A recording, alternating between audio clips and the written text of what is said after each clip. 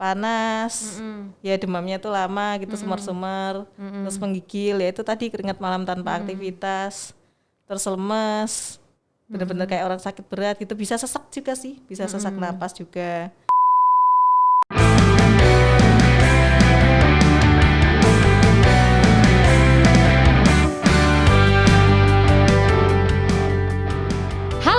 Semua, jumpa lagi dengan saya Dr. Fatia dari Klinik Arda selaku dokter umum penanggung jawab Klinik Arda. Nah, sobat sehat semua, setelah podcast kami yang kemarin ya, yang cukup mencengangkan, apa enggak ya? Saat ini nih kita akan membahas podcast yang enggak kalah pentingnya juga tentang kesehatan, terutama pada orang dewasa dan anak-anak ya, yaitu kesehatan paru-paru atau yang sering muncul dengan batuk lama gitu, berat badan berkurang, nggak naik-naik, apa yo? Ya, betul sekali, TBC atau tuberkulosis atau orang sering sebut dengan flek paru-paru. Nah, apa sih itu TB? Gimana penularannya? Kenapa pengobatannya lama ya? Nah, nanti kita akan langsung nih berbicara sama narasumber kita, ada dengan Dr. Alvina Meidina, yaitu dokter klinik Arda juga ya dok, rekan saya nih teman-teman. Apa kabar halo, dokter? Dokter, baik dokter. Sehat ya dok ya? Sehat. Agak batuk-batuk kan dok? Aduh. Enggak kan? Enggak dokter, enggak. Iya nih lagi pada musim batuk-batuk. Nah, bahasan kita kali ini enggak jauh-jauh tentang batuk-batuk itu, yaitu tentang penyakit TBC. Oke. Kalau kayak gitu kita bahas saja ya. Kita tanyakan langsung ke Dr. Alvina tentang TBC atau tuberkulosis yang katanya Indonesia ini menempati urutan 2 di dunia. Betul ya dok ya? Betul dokter. Betul. Jadi memang kita ini juara dalam hal orang-orang yang sakit TBC atau flek paru begitu ya. Banyak ini dokter orang-orang yang kena TBC. Nah, apa tadi kamu? TBC itu dok. Oh iya. Banyak. Ini disebabkan oleh kuman dokter atau bakteri ya. Jadi namanya bakteri Mycobacterium tuberculosis yang ini cukup lumayan hebat, bakterinya ini tahan asam dan ini pasti ditularkan dari orang ke orang dokter. Jadi beda dengan istilahnya masalah kesehatan yang disebabkan oleh polusi atau dari lingkungan, ini bukan seperti itu. Jadi ini memang ditularkan dari manusia ke manusia. Jadi penularannya itu nanti saat seseorang itu punya TBC paru ya atau flek paru yang aktif. Jadi kumannya ini sudah menginfeksi di paru dan dia punya gejala dan batuk-batuk. Nah, nanti dari apalagi kalau kadar kumannya di tubuhnya itu tinggi, dia akan batuk. Nanti itu akan mengeluarkan droplet terus terhirup sama orang yang di sekitarnya begitu. Setelah terhirup itu ada beberapa kemungkinan dokter. Jadi bisa saja kuman itu dihancurkan oleh sistem imun orang yang menghirup. Kalau misalkan orang itu sehat gitu, tidak ada penyakit lain atau gangguan imun, dihancurkan, jadi nanti tidak akan menimbulkan gejala dan tidak akan menetap di sistem imun.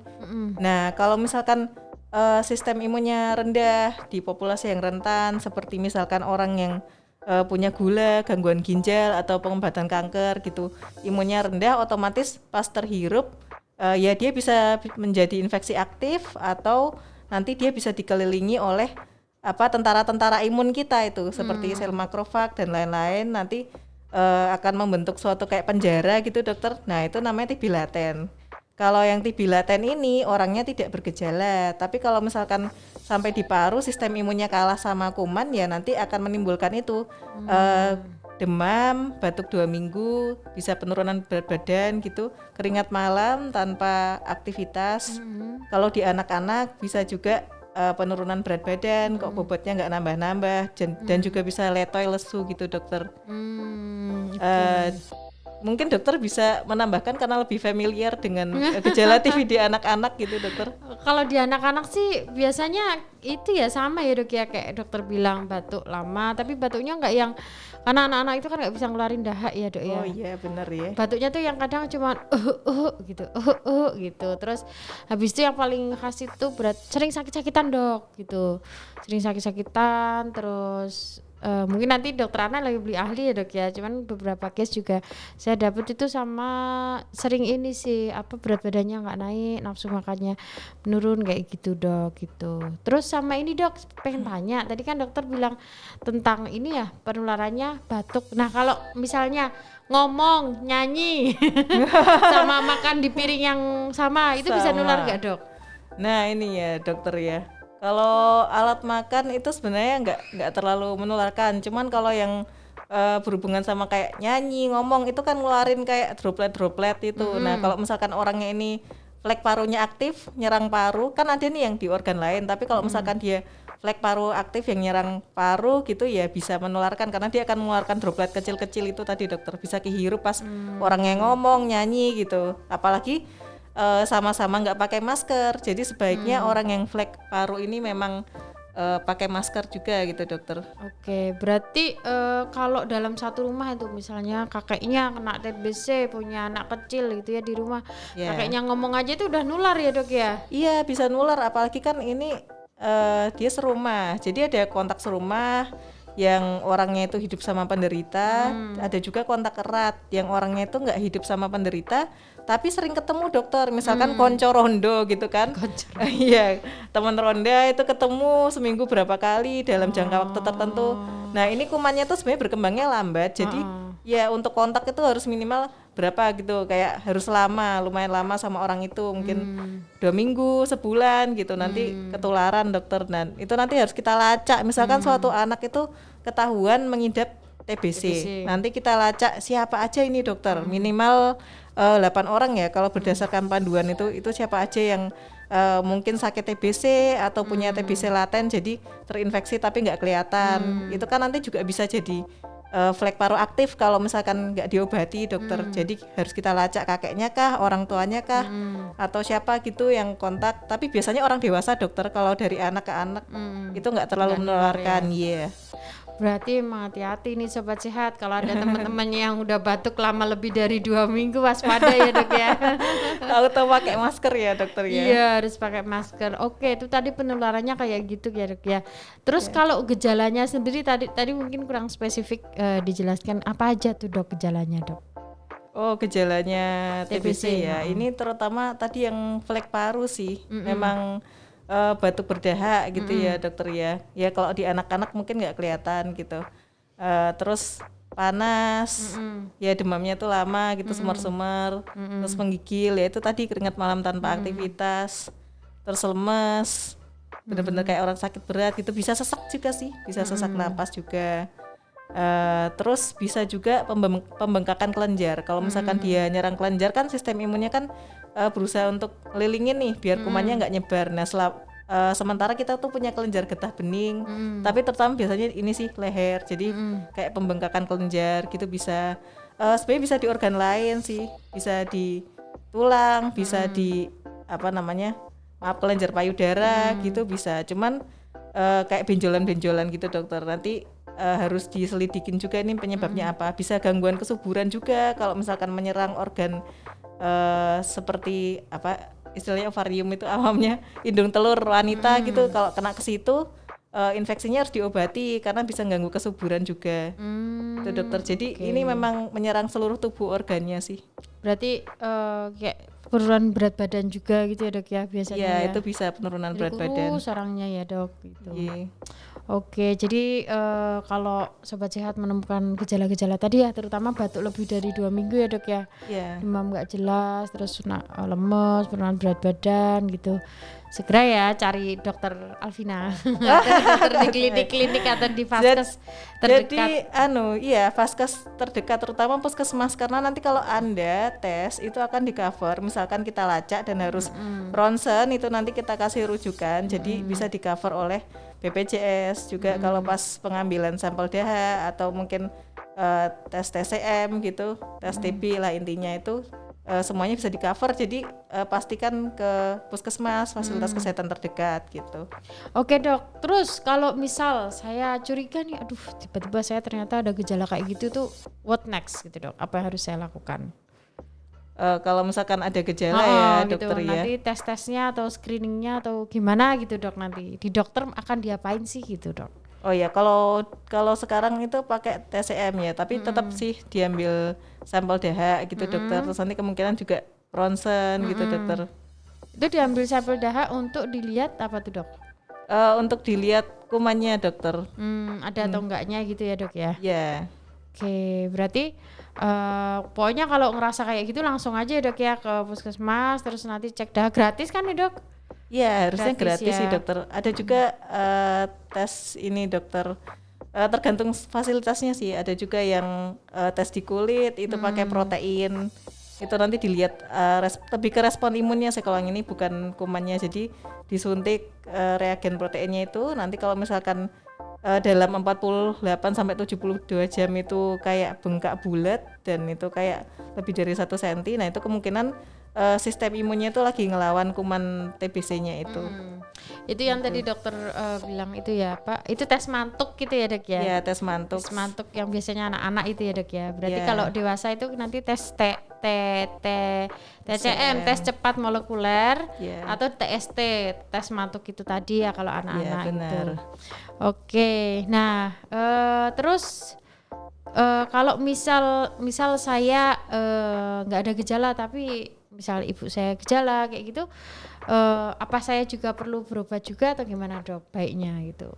Nah, itu kita kan nanti kita lacak oh ibunya dokter Fatia bergejala, yang tinggal serumah siapa kan dokter Fatia. Berarti nanti kita anamnesis ulang, maksudnya kita tanya ulang ya ada gejala atau enggak. Oh, setelah dipastikan enggak ada gejala, nanti kita kirim untuk ronsen. Kalau misalkan ronsennya negatif, nanti kita tes IGRA atau tes kulit tadi dokter. Nah, sebenarnya yang paling murah dan available banget, maksudnya tersedia banget tuh tes kulitnya tadi Mantux. Jadi kebanyakan itu yang dipakai. Terus kalau misalkan positif, nah berarti dokter laten, jadi nggak bergejala tapi udah ada kumannya. Dan dalam beberapa tahun kalau pas imunnya dokter melemah itu bisa kena. Jadi kita obati dengan obat pencegahan TB itu nanti dari fasilitas kesehatannya dokter, mungkin dari puskesmas itu bisa, atau Vaskes 1 itu ya dokter, nanti dapat paketan gitu rutin diminum. Oke, misal udah nih, oh ternyata saya kena TBC gitu dok, naudzubillah ya.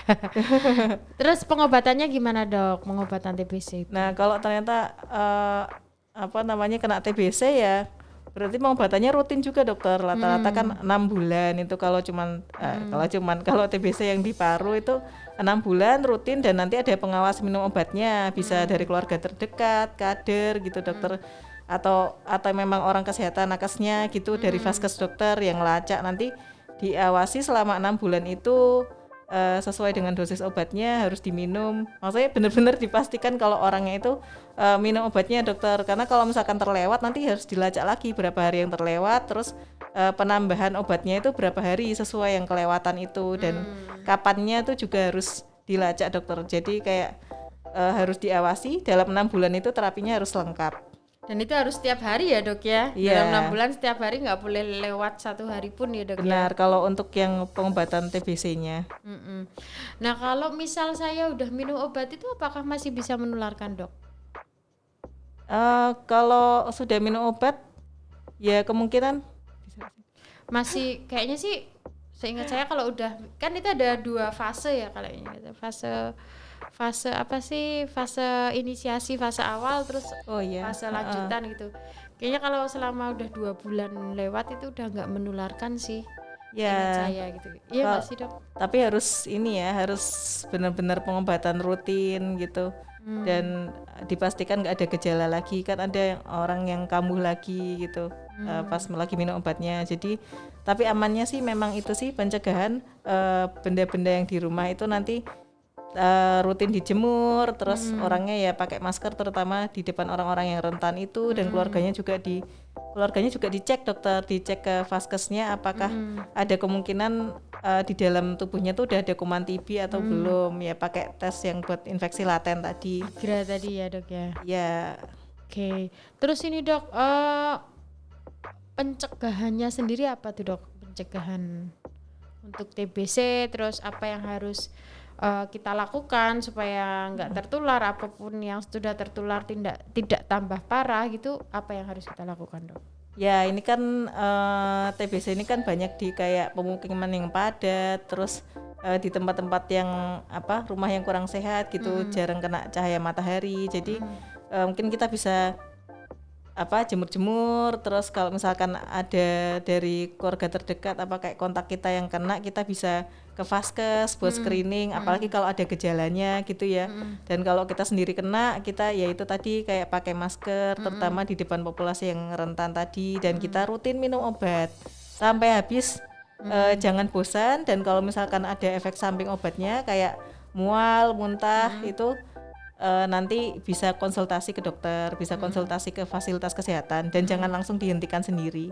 Jadi harus rutin diminum, baik yang dia nggak bergejala, dia minum pencegahan, ataupun yang dia memang minum obat buat TBC. Harus diminum sampai habis, karena kalau tidak ya itu yang laten, yang nggak bergejala, kumannya bisa mengalahkan sistem imun, bisa jadi flek paru aktif, dan yang flek paru aktif kalau nggak sembuh bisa menularkan ke sekitarnya, bahkan bisa berakibat kematian gitu. Bisa resisten juga ya, Iya, Dok, bisa ya? resisten juga. Iya benar. Iya. Ya, Oke, berarti itu ya pencegahannya gitu ya, Dok, ya, tadi ya pakai masker, minum obat harus teratur, jaga pola makan juga, terus ada PMO-nya, terus ya itu tadi sudah dijelaskan Dokter Alvina. Nah, kalau untuk vaksin sendiri tuh ada nggak sih, Dok, vaksin TBC itu?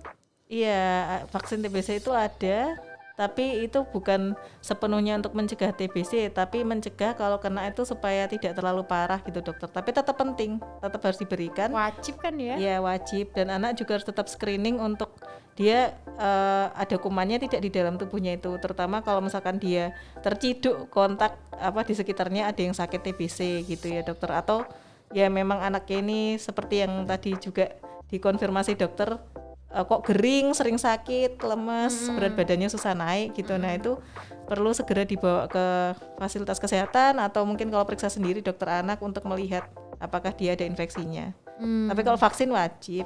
Vaksin wajib BCG itu ya, Dok? BCG, nggih. Itu kan usia berapa bulan ya, kalau nggak salah itu 2 bulan ya, saya lupa. Ya bisa dilihat kalau ada buku buku kesehatan anak, itu biasanya ada jadwal vaksinasi. Iya. Nanti di situ BCG tertulis. Nah, nanti bisa datang sesuai itu ya ke vaskesnya untuk menerima vaksinasi gratis ini dari pemerintah bisa.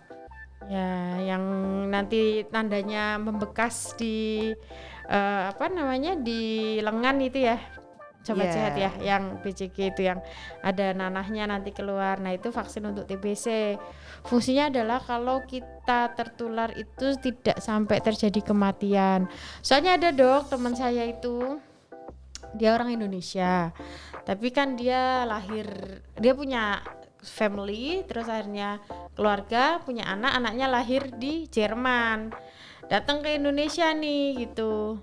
Lah kok kena TBC-nya parah banget. Ternyata karena di Jerman itu vaksin TBC tidak wajib. Ya jelas, karena di sana kan bukan daerah endemi ya, sedangkan kita di Indonesia daerah endemi, jadi banyak yang kena TBC tapi nggak parah banget gitu, Dok. Iya benar, karena kita juara 2 ini dokter. Jadi bagi sobat-sobat sehat yang punya anak harus divaksin BCG ya sobat sehat. Bahkan kita sedia ya dokternya di sini. Ya ada di klinik ada. Iya bisa mendaftar di sini, nanti dengan dokter anak sekalian konsultasi bisa loh sobat sehat yang anaknya kecil-kecil itu, biar terlindung dari TBC yang parah, yang berakibat kematian itu tadi ya dokternya. Ya betul sekali. Oke, ada lagi yang mau disampaikan, Dok, tentang TBC, apa yang harus kita aware atau intisarinya? Intisarinya ya tadi kalau anak-anak wajib vaksin BCG sesuai rentang waktunya yang di buku kesehatan itu. Lalu untuk yang dewasa tadi pencegahannya pastikan lingkungan rumah sehat. Kalau ada orang terdekat yang kena, kita juga harus screening ya. Bahkan meskipun nggak bergejala pun kita bisa screening juga, konsultasi di fasilitas kesehatan. Terus jaga kesehatan, yang penderita harus minum obat rutin ya, ada kader atau pengawas minum obatnya, nanti dipastikan pengobatannya itu lengkap gitu. Terus ya itu sih rata-rata dokter Sama ini ya dok ya, biasanya kalau di rumah kalau ada yang TBC sering-sering ganti spray sama ventilasinya dibuka gitu ya dok ya. Oh iya, kena sinar matahari, terus yang kayak spray, kasur, bantal gitu bisa dijemur ya sobat sehat. Ya itu biar lebih bersih. Yes, betul sekali. Oke, terima kasih Dokter Alvina atas edukasinya tentang penyakit TBC. Ini sebenarnya apa ya? Orang banyak underestimate ya. Sebenarnya dia itu lebih parah dari COVID. Nah, mulai sekarang mari kita aware, nggak usah takut sama stigma TBC atau flek. Itu sudah common atau sudah biasa di Indonesia. Tetapi kalau tidak diobati menjadi luar biasa mematikan gitu ya dok ya. Jadi ayo kita screening TBC dan lakukan vaksin BCG untuk mencegah keparahan penyakit TBC sedini mungkin. Teman-teman bisa dapatkan vaksin BCG untuk putra-putri sobat sehat semua di Klinik Arda, atau kalau mau screening juga bisa ya dok ya di Klinik Arda. Bisa kayak gitu. dilakukan screening itu. Betul. Nah, itu tadi pembahasan yang sangat menarik dan komprehensif. Terima kasih Dokter Alvina atas pembahasannya. Terima kasih, Semoga bisa diambil intisarinya oleh teman-teman dan diaplikasikan. Oke, sampai sekian pembahasan dari kita Sobat Sehat. Semoga kita dapat bertemu di lain kesempatan dengan topik-topik yang menyenangkan.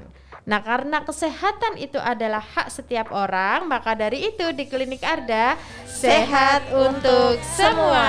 Bye-bye.